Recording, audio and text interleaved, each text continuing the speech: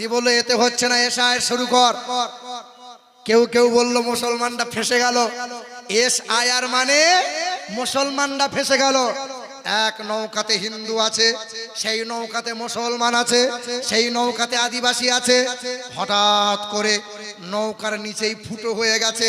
হিন্দুরা বলল মুসলমানরা মরবে, ওরা যে নিচু তলায় আছে। এ বাবা, নৌকার নিচেই যদি ফুটো হয় আর পানি যদি নৌকাতে ঢুকতে থাকে, মরবে মুসলমানরা সবাই। এমাল জানে না ভাইরা আমার, আমার সোনার টুকরো বন্ধুরা, আমার সুধী মানুষেরা। আচ্ছা বলেন তো বাপ, এই আপনার বালুরঘাট থেকে গাজল, গাজল থেকে যদি আপনি কলকাতা যান, খোদার কসম করে বলি পৃথিবীর মাটিতে একটা মসজিদ দেখাতে পারবেন যে মসজিদটা কোনো ব্যক্তির জায়গা দখল করে জোর করে মসজিদ করা হয়েছে? হ্যাঁ, আরে ইসলাম এই দেয় না যে, ইসলামের এই বিধান নাই যে কোন ব্যক্তির জোর করে দখল করে জায়গা নেবে আর সেই জায়গায় মসজিদ বানাবে আর মুসলমান সেই জায়গায় নামাজ পড়বে। আরে আমরা মুসলমান, আমরা এইরকম জাতি, আমরা সিংহের জাতি।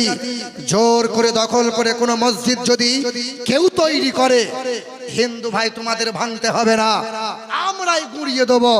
কারণ মুসলমান আমরা জানি জোর করে ধর্ম চলে না, জোর করে মসজিদ হয় না, জোর করে মাদ্রাসা চলে না, জোর করে কালেমা পড়ানো যায় না।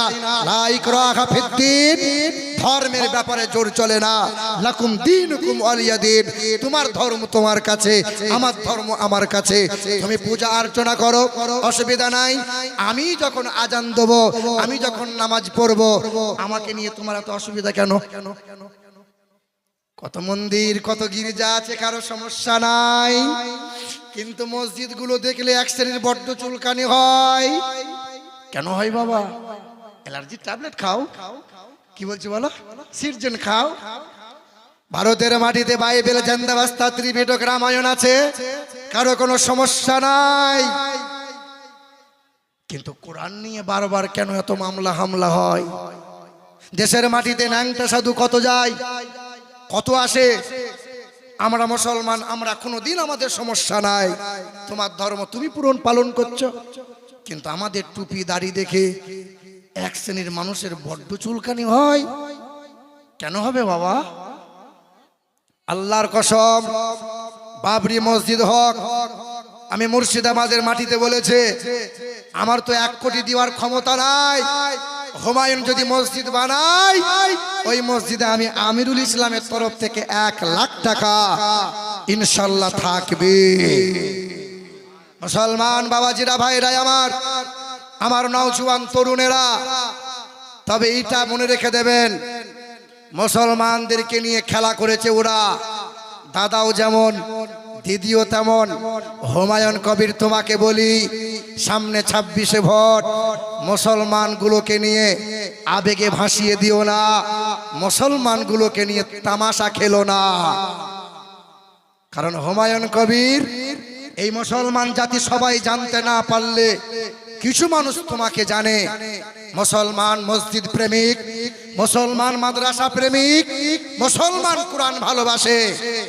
কত মানুষ মালদা থেকে পায়ে হেঁটে মাথায় করে ইট নিয়ে গেছে, কত মুসলমান সিমেন্ট বয়ে নিয়ে গেল, নদিয়া থেকে গাড়ি গাড়ি ইট এলো, কত জায়গা থেকে কত সামান গেল, লাখ লাখ টাকা দান করে দিল মসজিদ হোক।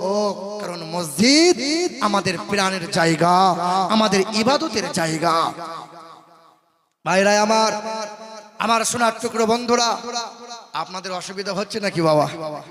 একটু জোরে বলেন তো, নারায়ে তাকবীর। আল্লাহু আকবার। আর একটু আস্তে করে বলেন তো, নারায়ে তাকবীর। আল্লাহু আকবার। নারায়ে রিসালাত। ইয়া রাসূলুল্লাহ। পিছনের লোকগুলো বলছে না, বলছে মৌলবী বললি আমরা বলবো, আমরা কি বোকা মানুষ নাকি? এ বাবা, আজকে তোমার যদি গলার কণ্ঠ উঁচু না হয়, কবে হবে? আমি কোনো পার্টির বিরুদ্ধে বলছি বাবা, আমি কাউকে আঘাত দেওয়ার জন্য বলছি। আমি মুসলমান, তুমি মুসলমান, তোমাকে আমাকে সচেতন হওয়া লাগবে। যারা দাঁড়িয়ে আছো বাপ, একটু আগে এসে বসা যাবে? একটু এসো না বাবা, যারা দাঁড়িয়ে আছো একটু আগিয়ে চলে এসো। আর আপনারা যদি একটু আগিয়ে আগিয়ে আসতেন বড্ড ভালো হতো। এমন করে বসে আছেন মনে হচ্ছে নিচেই শেকড় গজিয়ে গেছে। একটু আগিয়ে চলে আসেন। জিকির লা ইলাহা ইল্লাল্লাহ হক লা ইলাহা ইল্লাল্লাহ লা ইলাহা ইল্লাল্লাহ মুহাম্মাদুর রাসূলুল্লাহ আল্লাহুম্মা সাল্লি আলা সাইয়্যিদিনা মাওলানা মুহাম্মদ ওয়া আলা সাইয়্যিদিনা মাওলানা মুহাম্মদ। এ মুসলমান বাবাজিরা ভাইরা আমার একটু ধ্যান দেন। ওই যে পশ্চিম মেদিনীপুর চন্দ্রকোনা বলে একটা জায়গা আছে, এই তো গত বছরে দুর্গা পূজা হলো। সুকুমার দাস বলে এক নওজোয়ান 26 বছর বয়স, 26 বছরের নওজোয়ান যুবক ডবল এমএ করেছে, বড় শিক্ষিত ছেলে, গরিবের ছেলে, কিন্তু মনে মনে বড় তামান্না আমি দুর্গা পূজা করব। এতদিন তো বামুনরা পূজা করলো, গরিবের ছেলে, শিক্ষিত ছেলে দুর্গা পূজার মন্ত্র মুখস্থ করলো। নবমীর দিন সকালবেলায় স্নান করে পূজা মণ্ডপে বসে রইল। এলাকার মানুষ জিজ্ঞাসা করে, তুই কি করবি বামুনের জায়গায়? বলে, এতদিন বামুনকে টাকা দিয়ে পূজা করালাম, আর বামুন ডাকবো না, এবার থেকে পুজো আমি করব। এ ভাইরা আমার, ব্রাহ্মণরা জানতে পেরেছিল, এলাকার মানুষ জড়ো করে হাত ধরে বার করে দিল। দাসের ঘরের ছেলে, দাস মানে নিচু জাত, দাস মানে নিচু জাত, মুখার্জি ব্যানার্জি যারা উঁচু জাত তারা, দাসের ঘরের ছেলে যারা দাস মানে নিচু জাত, নিচু জাত যারা মন্দিরে ঢুকতে পাবে না, পূজা করতে পারে না। যজ্ঞ করে গলায় বইতে ঝুলাইতে হয়, ব্রাহ্মণ হওয়া লাগে। বলে, বেরিয়ে যাও। ওই ছেলেকে যখন বার করে দিল, ব্রাহ্মণ মানুষেরা যখন বার করে দিল, দাসের ঘরের ছেলেটা খোদার ঘর মসজিদের সামনে দাঁড়াই। জুম্মার দিন ছিল, মসজিদে মাস্টার যায়, ডাক্তার যায়, প্রফেসর যায়, গরিব যায়, চাষি মানুষ যায়, সবাই একে একে নামাজ পড়তে যায়, কাঁধে কাঁধ মিলিয়ে নামাজ আদায় করে নেয়। খোদার ঘর মসজিদে ভেদাভেদ নাই, জাতপাতের বিচার নাই। খোদার ঘর মসজিদে উঁচু নিচু নাই, কালো ফর্সা নাই, কে আরবি, কে বিহারি, কে বাঙালি, কে গুজরাটি, এসব দেখার কোনো বালাই দেখা যায়। ও মাস্টার বলে সামনে কাতার দেয়া হয়, তাই নাকি? ও ডাক্তার বলে ইমামের পিছনে পিছনে দাঁড়াবে না, যে সময় আসবে যেখানে জায়গা পাবে ওখানে বসে যাও। তবে কিছু কিছু নামাজিকে পাওয়া যায় ফ্যানের তলা না হলে বসবে না, হেলা না দিলে বেটা আসবে না। আছে না নাই? ও মসজিদে গেছে, ফ্যান খুঁজছে, ফ্যানের তলা হতে হবে, হেলান যেন পাওয়া যায়। ইমাম সাহেব খুতবা দিচ্ছে, আলহামদুলিল্লাহ না, এ ইমাম খুতবা দিচ্ছে আর ওমাল তখন ঘুমিয়ে এদিকে লালা গড়াচ্ছে। কি বলে, লাল বলেন না, লাল গড়াচ্ছে। ইমাম সাহেব বলছে, চাচা ঘুমাচ্ছেন? কই না তো, ঘুমায়নি তো। বলে, চাচা আপনার মাল যেদিকে গড়িয়ে গেছে, হারামটা কখন যে বেরিয়ে গেল, এরকম করে মুছে। চাচা জানে না, এ এমন মাল ঘুমিয়ে গেছে, এর উজু ভেঙে গেছে। আহা, মা বোনদের পিছনে জায়গা হচ্ছে না। আমার মায়েরা একটু তাহলে সালাম করতে হবে নবীজির মহব্বতে। আমার ভাইরা, আমার মায়েরা সকল একবার দাঁড়াইয়ে নবীজির মহব্বতে সালাম জানাইয়া নবী সালাম। আগে আসেন, আগে আসেন। কায়া হাবিব সালাম আলাইকা, ইয়া হাবিব সালাম সালাম। মায়েরা একটু আগে আসেন, বাপ একটু আগে আগে আসেন, একটু আগে চলে আসেন। মায়েরা একটু আগে আসেন, পিছনে জায়গা হচ্ছে না।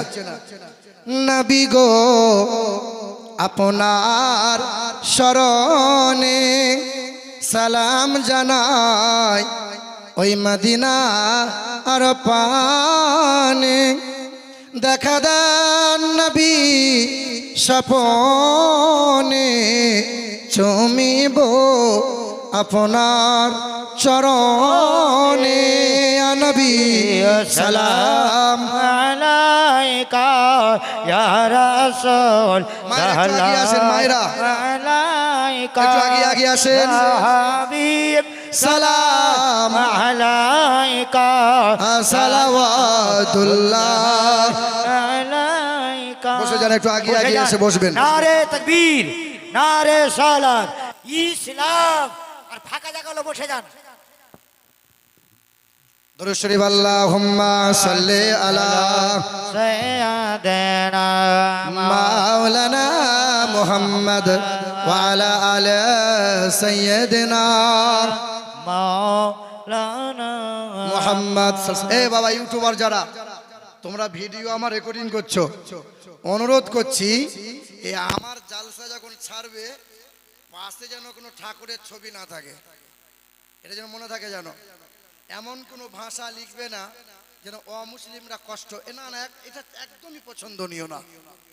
কোন বক্তার বক্তব্য রেকর্ডিং করার পর ইউটিউবে আপলোড করবে, এমন ভাবে আপলোড করিও নিজে বারবার শুনবে, এই বক্তব্য ছাড়ার আগে বারবার ভাববে কোন আলেম কুলা উলামাকে ছোট করার জন্য, কারো ভুল ত্রুটিকে প্রকাশ করার জন্য ইউটিউবে আপলোড করিও না।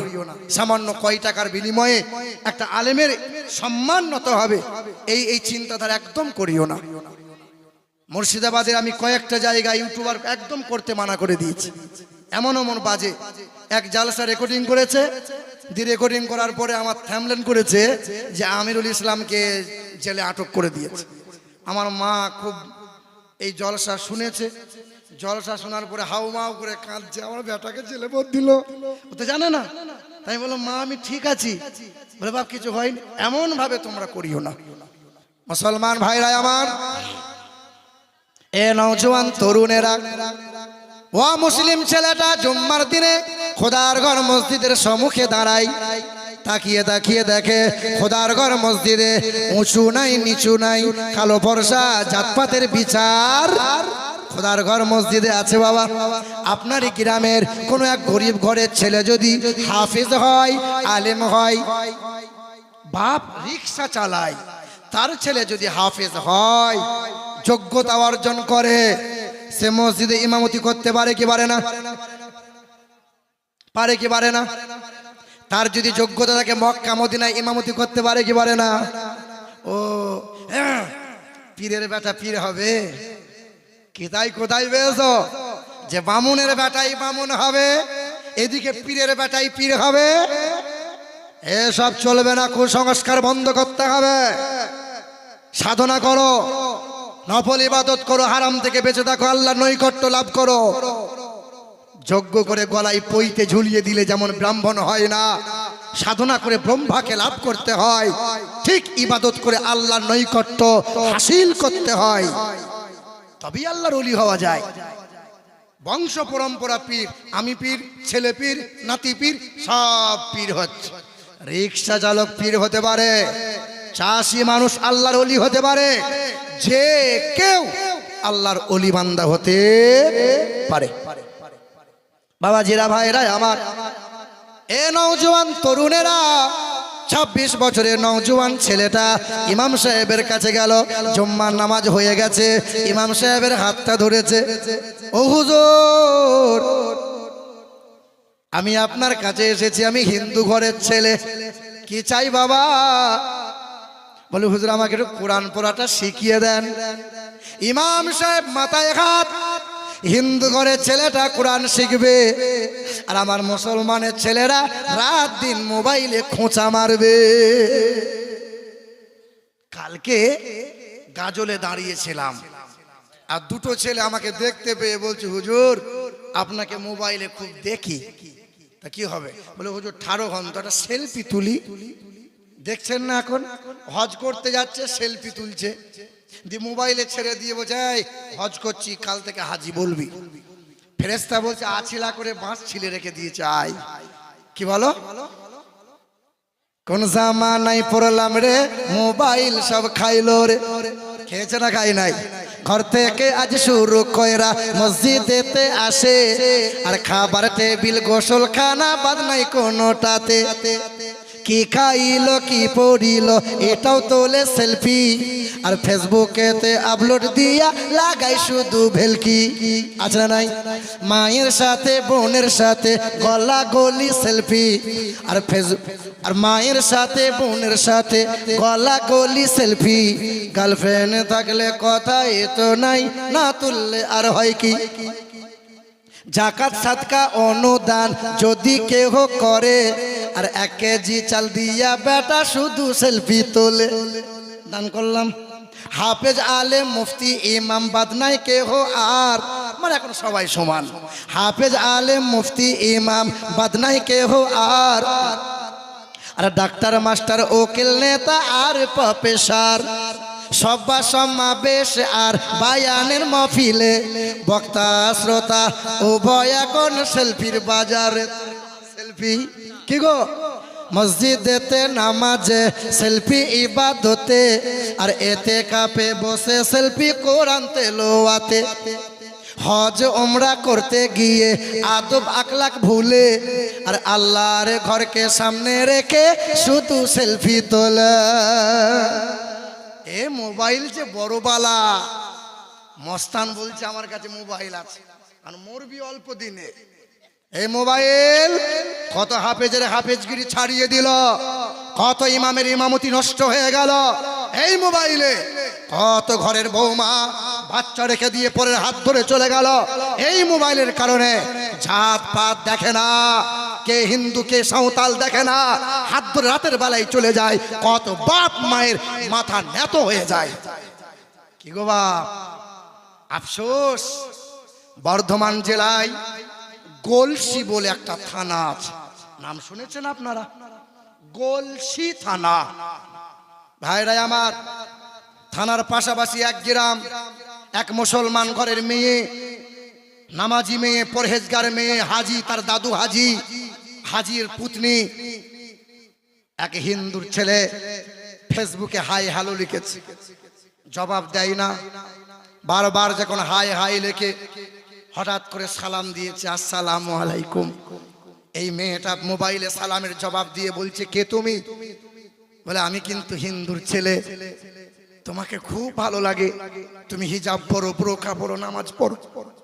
আমার মনে হচ্ছে যে তোমাকে যদি আমি পাই, আমি কলেমা পড়ে ইমানদার হয়ে যাই। মেয়ে আবেগে ভেসে গেল। এই মেয়ে প্রেমে ফাঁসে পড়ে গেল, ছেলের সঙ্গে প্রেম লীলা করতে লাগলো।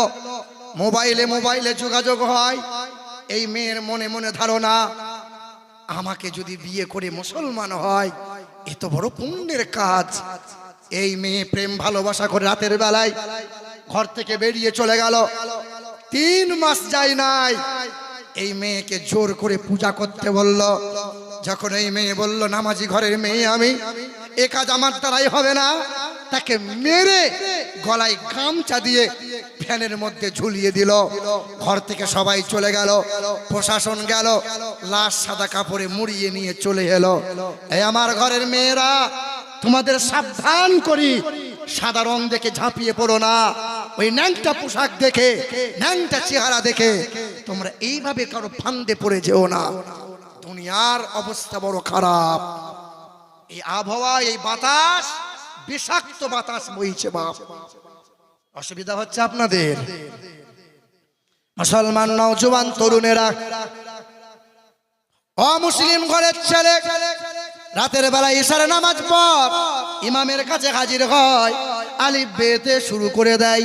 আয় ইমামের সাহেবের কাছে আসে, হুজুরের কাছে যখন আলিফ বেতে পড়ে, তখন তো তালবিলিম হয়ে গেল। কি গো, কোরআন পড়ছে, হাদিস পড়ছে, মাথায় টুপি, পাঞ্জাবি। এই যে আপনাদের মাদ্রাসা তালবিলিম যারা,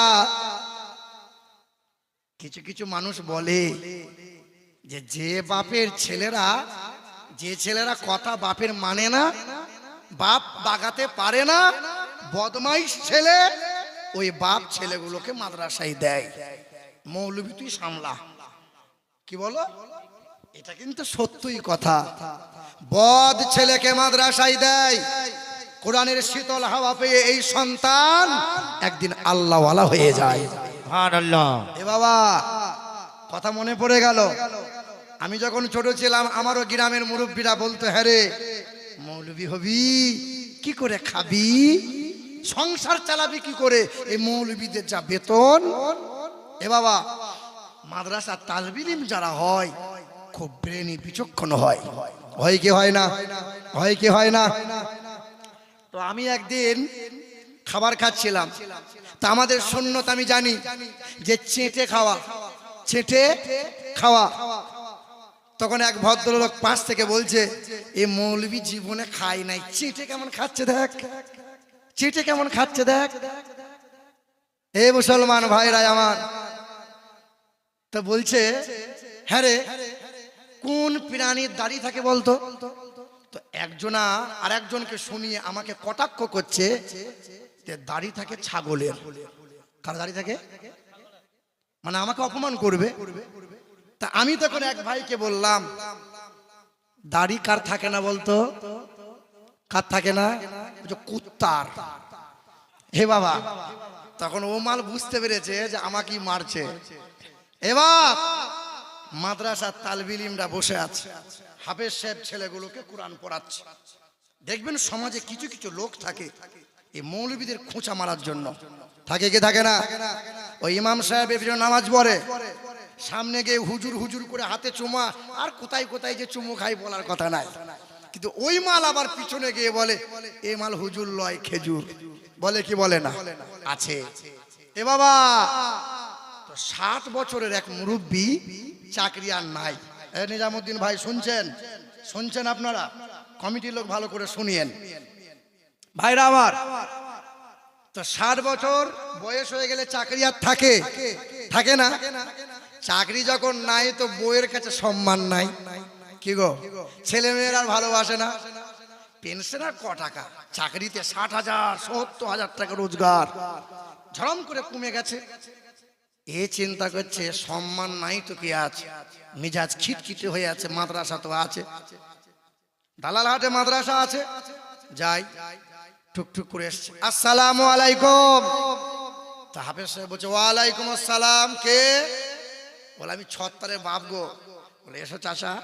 বলে বাবা মাদ্রাসা এলাম, একটা প্রশ্ন ছিল, মানে কুট প্রশ্ন করবে, মৌলবীকে অপমান করবে। তো কি প্রশ্ন? বলে বাবা আমি যখন ঘর থেকে বার হলাম তখন আমার ঘড়িতে বাজে সকাল 7টা, এখন আমি মাদ্রাসায় এসছি, এখন আমার ঘড়িতে বাজে 9টা। বলো তো মৌলানা সাহেব কতক্ষণ সময় লাগলো? 2 ঘন্টা। ক ঘন্টা? তাহলে 2 ঘন্টা যদি আমার আসতে সময় লাগে, বলো তো মাওলানা আমার বয়স কত? এটা কোনো প্রশ্ন হলো? বাংলায় যারা পড়েছেন ক্লাস 3-4 একটা অঙ্ক আছে, পুত্রের বয়স যদি এত হয় তো পিতার বয়স কত? আছে না নাই?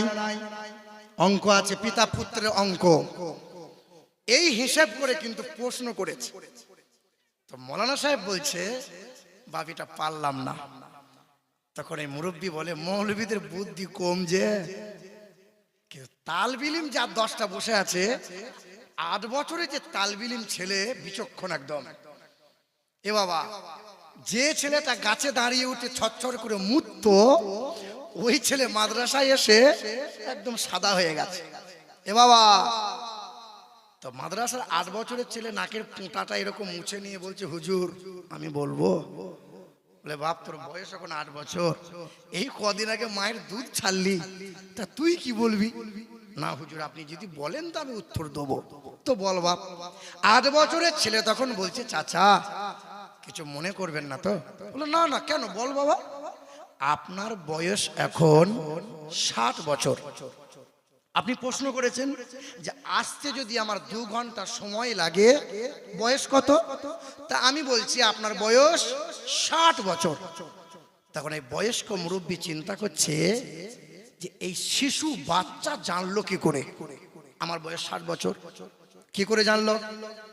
জানলো কি করে? তা বাপ কি করে জানলি আমার বয়স 60 বছর? চাচা রাগ করবেন না তো? না বাপ বল না। বলে চাচা আমার বাড়িতে আমার একটা বড় ভাই আছে, তার বয়স এখন 30 বছর। কত বছর? কত বছর? কিন্তু আধ পাগলা। কত পাগলা? কত পাগলা? হাফ পাগলা। তা আমি বসে বসে হিসেব করলাম, আমার বড় ভাইয়ের বয়স যদি 30 বছর হয় আর আধ পাগলা যদি হয়, তাহলে ফুল পাগলা হলে বয়সটা কত হবে? কত হবে? হ্যাঁ, এই মুরব্বী চিন্তা করছে যে সব জায়গায় পাকামো করা যাবে, কিন্তু তালবিলিমদের সাথে পাকামো করা ঠিক হবে না। এ বাবা, এই মাদ্রাসা তালবিলিম যারা এক একটা কোরআনের পাখি, তারা জোরে বলো সুবহানাল্লাহ। মুসলমান নওজোয়ান তরুণেরা, এই যুবক তোমাদের জন্য ওয়াজ শুনিয়ে দিয়ে যায়। 26 বছরের নওজোয়ান ছেলে, ছেলেটার নাম সুকুমার দাস। ওই ছেলেটা কোরআন পড়লো, 3 মাসে কোরআন পড়া শিখে নিল। এলাকার মানুষেরা তার বিরুদ্ধে নালিশ করে দিল, পার্টি পঞ্চায়েত হয়ে গেল, বিচার বসে গেল। এই ছেলেটাকে এলাকা থেকে বার করে দাও, মুসলিম ঘেঁষা, রাতের বেলায় কোরআন পড়ে। আয় মুসলমান, এই নওজোয়ান যুবকের বিরুদ্ধে নালিশ হলো, বিচার বসে গেল। এই ছেলে বলল নবী নবী করি আমি, কোরআন মহব্বতের সঙ্গে পড়ি আমি। কেন পড়ো? হিন্দু ঘরে জন্ম নিয়ে। ওই ছেলে বলল বেদ পড়লাম, রামায়ণ পড়লাম। হ্যাঁ, বেদে কত ভালো ভালো কথা লেখা আছে, লেখা আছে নবীর নাম। কেমনে পাওয়া যায়? আম সন্তা সরতি শতপতি মার মেঘে সুন্দরাম মঙ্গলাম রসংসা ও নমো ব্রহ্মাণ্ড প্রভাসিত নম কল্যাণ সন্তি যুগে যুগে নমোহা অষ্টগুণ পুরসঙ্গে ভজন্তে প্রজ্ঞা চ প্রক্রম চ বহুভাষিতা চ। পৃথিবীর জমিনে আসবেন একজন গুরু, তিনি একটা ধর্মের গুরু হবেন না, তিনি হবেন জগৎগুরু, বিশ্বের মহান নেতা, মানব জাতির কল্যাণকর্তা। তিনি হবেন মুক্তির দূত, আকাই নামদার তাজদারে মদিনা, আহম্মদে মুর্তজা মুহাম্মদে মুস্তাফা সাল্লাল্লাহু আলাইহি ওয়াসাল্লাম। সুবহানাল্লাহ। আমি কোরআন পড়লাম, ওই কোরআনে পারা নম্বর 29, সূরার নাম সূরা কালাম, আয়াত নম্বর 3, পৃষ্ঠা নম্বর 3, লাইন নম্বর 14। ওই কোরআনে পারা নম্বর 17, সূরার নাম সূরা আম্বিয়া, আয়াত নম্বর 110, পৃষ্ঠা নম্বর 10, লাইন নম্বর 6। ওই কোরআনে পারা নম্বর 28, সূরার নাম সূরা জুমআ, আয়াত নম্বর 2, লাইন নম্বর 6। আল্লাহর কালাম এই মাওলানাদেরকে জিজ্ঞাসা করলেই জানা যায়। আল্লাহর কালাম বলে, হে পৃথিবীর মানুষেরা, আমি আমার নবীকে পাঠিয়েছি একটা সম্প্রদায়, একটা দল, একটা জাতির জন্য না। হুয়াল্লাযী বাআসা ফিল উম্মিয়িনা রাসূলাম মিনহুম ইয়াতলু আলাইহিম আয়াতিহি ওয়া ইউযাক্কিহিম ওয়া ইউআল্লিমুহুমুল কিতাবা ওয়াল হিকমা ওমা আরসালনাকা ইল্লা রাহমাতাল লিল আলামিন ওয়া ইন্নাকা লাআলা খুলুকিন আযীম। পৃথিবীর জমিনে মানবতার বন্ধু তিনি, মানব জাতির কল্যাণকর্তা, দিন দুনিয়ার বাদশা জনাবে মুহাম্মদুর রাসূলুল্লাহ। সুবহানাল্লাহ। ও মুসলিম ছেলেটা কালেমা পড়ে নিল, কোরআনটা বুকে তুলে নিল। হে মুসলমানের নওজোয়ান তরুণেরা, যার বাপ হিন্দু, মা হিন্দু, বংশ পরম্পরা হিন্দু, তুমি মুসলমান করে ছেলে হয়ে, তোমার বাপ মুসলমান, বংশ মুসলমান, হে নওজোয়ান বলো, তোমরা কেন কোরআন বুকে নিতে পারলে না? নবীর তরিকা কেন গলায় নাই, পোশাকে নাই? কেন নাই? আমাদের ছিল এক সোনালী অতীত, আমাদের ছিল এক সোনালী অতীত, নারিয়ে দিতাম সব জালিমের ভিত। আইন ছিল শুধু ইনসাফেরই, জুলুম রুখে দিতে হতো না দেরি। আমাদের সে অতীত হারিয়ে গেছে, আমাদের সে অতীত হারিয়ে গেছে। মাজলুম আজ তাই কেঁদে মরে, হারিয়েছি যা তা কি পাবো ফিরে। তুমি না জাগিলে তাকে ফিরাবে কে? ইয়া শাবাব ইস্তাইকিজ, হে যুবক জেগে ওঠো।